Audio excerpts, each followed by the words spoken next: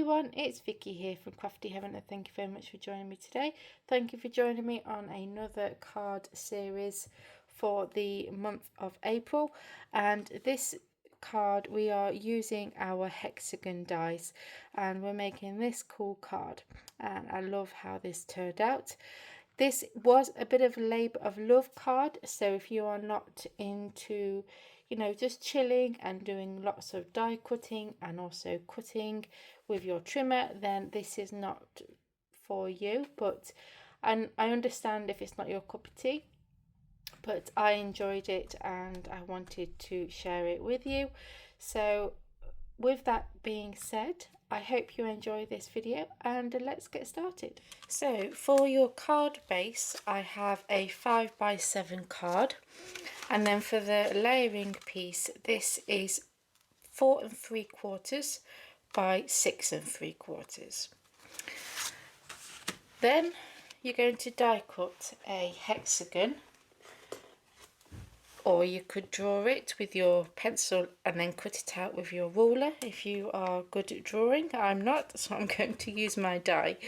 So this die measures 2 5/8. Okay, I'm going to use this size die for all of our hexagon pieces.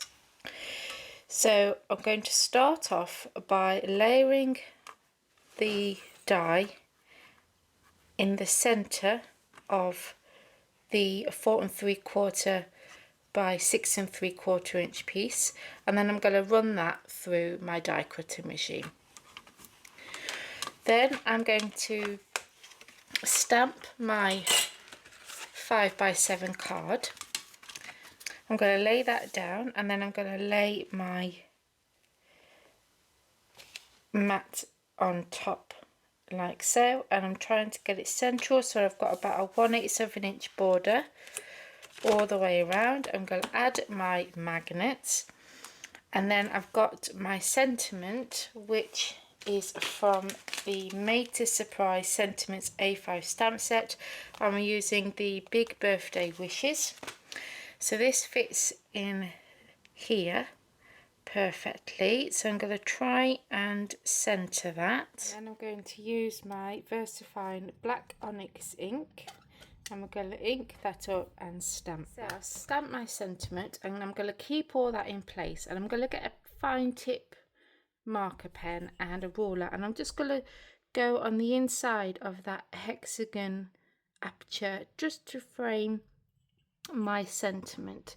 So I'm going to have the ruler on the inside of my aperture, and I'm just going to draw a line all the way around to just frame that nicely. Put our card base to one side. So now we're going to do the other hexagon pieces. So I have 5 here already. And now this card is going to be a labour of love, so you might not, it might not be your cup of tea for this one, but I've really enjoyed doing it, and you can actually make quite a few cards with the leftover triangles. So you are going to start off by die cutting, okay, and then you're going to die cut some coloured card, and I've used a variety again of different colours, so I've gone from the dark to light in each colour family like I have done with the other ones. So we've got the red, orange, blue, yellow and green, and I'm going to do the pink purple with you. So die cut your coloured cards as well. So as you can see, I've just drawn from point to point. Okay, and that is where we're going to be cutting on our trimmer to get our triangles. So you can see I've got all the leftover triangles here, so you can make some more cards with that. So the way I achieved to get the perfect triangles is I'm going to line up my hexagon in my trimmer. So we're going to do this one here first. So I'm going to line up from this point to this one. Okay, then what I'm going to do is I'm going to turn it to the back, get some washi tape or low tack tape. I'm going to join them back together and just add some tape to the back. And then we're going to line up our next line. So we're going to cut from this point to this one. So line that up in your paper trimmer. Okay, then again we're going to flip that over, get some tape and line that all up and add adhesive to the back, and then we're going to cut that other section. We're going to take the tape off the back and you will have loads of triangles, and you will do that with all the rest of your coloured card pieces.